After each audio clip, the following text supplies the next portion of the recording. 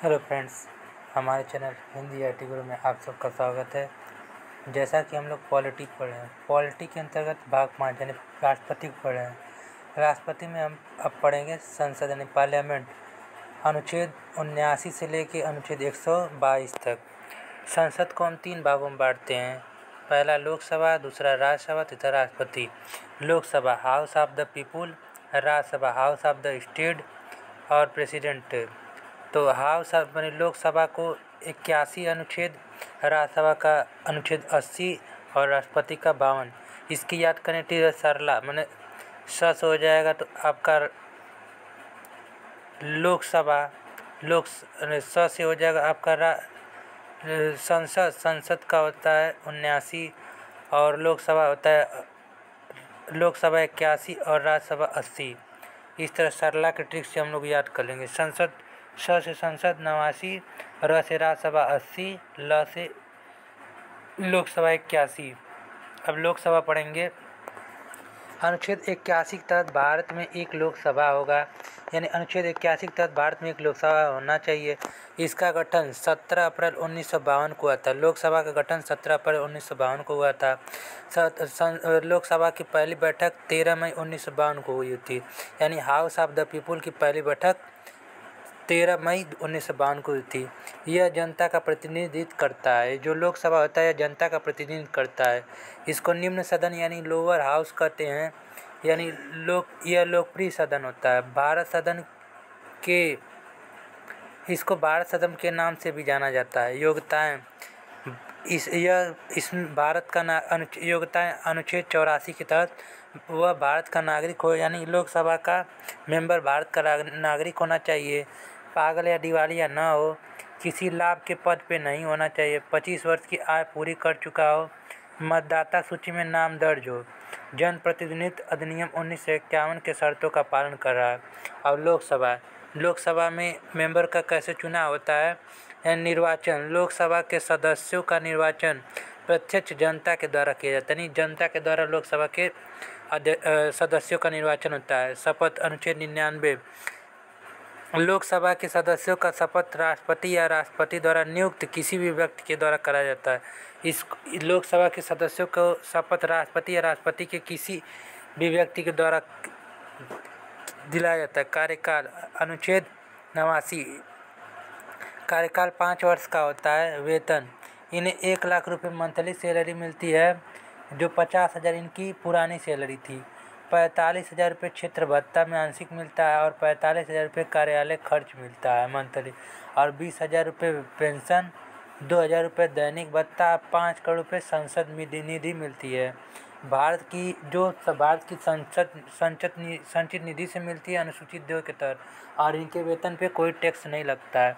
पदच्युत यानी पद से कैसे हटाया जाता है इन लोकसभा के मेंबर को? लोकसभा के सदस्य को लोकसभा के सदस्यों के द्वारा प्रस्ताव पारित करके पद से हटाया जा सकता है। गणपति, कुल सदस्य संख्या का 1/10 गण पूर्ति होती है, जैसे 552 का 1/10 55 होगा। लोकसभा के कुल सदस्यों की संख्या 550। वर्तमान में लोकसभा की कुल सीटें कितनी हैं? तो 543, अब बढ़ के 545 हो गई है। प्रथम लोकसभा के अध्यक्ष जीवी मावलकर थे। प्रथम महिला लोकसभा की स्पीकर मीरा कुमार थी। प्रथम दलित महिला स्पीकर मीरा कुमार। लोकसभा के द्वारा दूसरी महिला स्पीकर सुमित्रा महाजन। वर्तमान में लोकसभा का स्पीकर ओम बिड़ला हैं।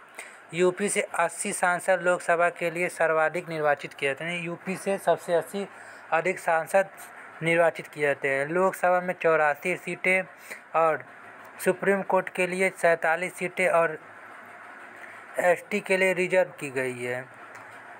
48 सीटों के साथ महाराष्ट्र दूसरे स्थान पर तथा 42 सीटों के साथ पश्चिम बंगाल तीसरे स्थान पर, 40 सीटों के साथ बिहार चौथे स्थान पर है।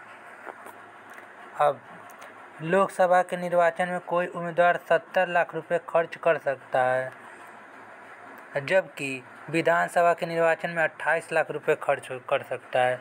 अब पढ़ेंगे हम लोकसभा के कार्य। लोकसभा संघ सूची, समवर्ती सूची, अवशिष्ट सूची पर कानून बनाता है। राष्ट्रीय आपातकाल के दौरान संसद राज्य सूची के विषय पर कानून बना सकता है। धन विधेयक तथा वित्त विधेयक, यानी फाइनेंशियल बिल तथा एवं राष्ट्रपति के पूर्व अनुमति सर्वप्रथम लोकसभा में प्रस्तुत किया जाता है। धन विधेयक और वित्त विधेयक राष्ट्रपति के पूर्व अनुमति सर्वप्रथम लोकसभा में प्रस्तुत किया जाता है। प्रधानमंत्री तथा उसका मंत्रिपरिषद लोकसभा के प्रति उत्तरदायी होते हैं। प्रधानमंत्री और मंत्रिपरिषद लोकसभा के प्रति उत्तरदायी होते हैं। मंत्रिपरिषद राज्यसभा के प्रति उत्तरदायी नहीं होते हैं। प्रधानमंत्री या मंत्रिपरिषद के विरुद्ध अविश्वास प्रस्ताव सर्वप्रथम लोकसभा में प्रस्तुत किया जा सकता है। अविश्वास प्रस्ताव पारित होने पर प्रधानमंत्री एवं उसका मंत्रिपरिषद त्यागपत्र दे देते हैं, अर्थात अविश्वास प्रस्ताव का उद्देश्य सरकार गिराना होता है। अब अनुच्छेद 54 के तहत लोकसभा और राज्यसभा विधानसभा के सभी निर्वाचित सदस्य राष्ट्रपति के चुनाव में मतदान करते हैं।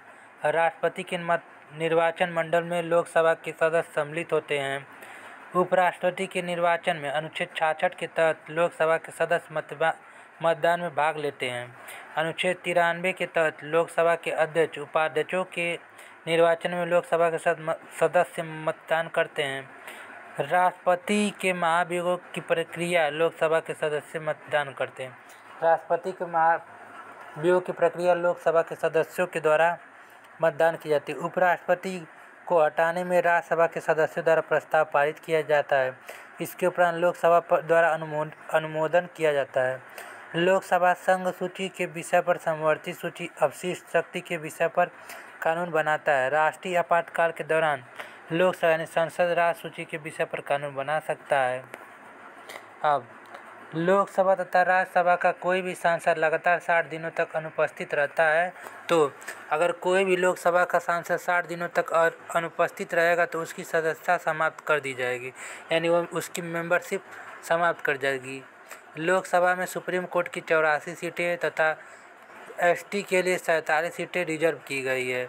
लोकसभा के अध्यक्ष एवं उपाध्यक्ष अनुच्छेद 93, इसके तहत लोकसभा के कार्यों को संचालित करने के लिए एक अध्यक्ष एवं एक उपाध्यक्ष होंगे। लोकसभा के अध्यक्ष एवं उपाध्यक्ष का पद संवैधानिक है। इनका निर्वाचन कैसे किया जाता है? लोकसभा के अध्यक्ष एवं उपाध्यक्ष का निर्वाचन लोकसभा के सदस्यों में से किया जाता है। शपथ, लोकसभा के अध्यक्ष एवं उपाध्यक्ष शपथ नहीं लेते।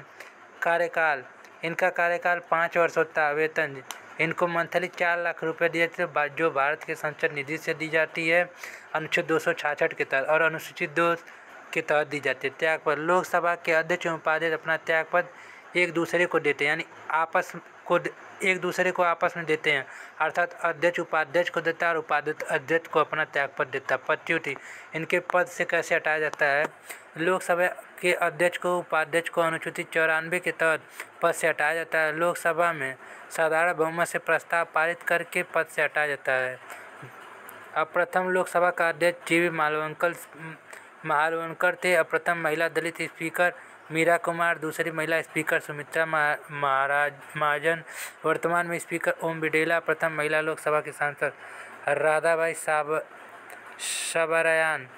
अब प्रथम वैज्ञानिक सांसद मेघनाथ साय। अब आगे हम पढ़ेंगे नेक्स्ट वीडियो में राज्यसभा। तब तक के लिए थैंक यू।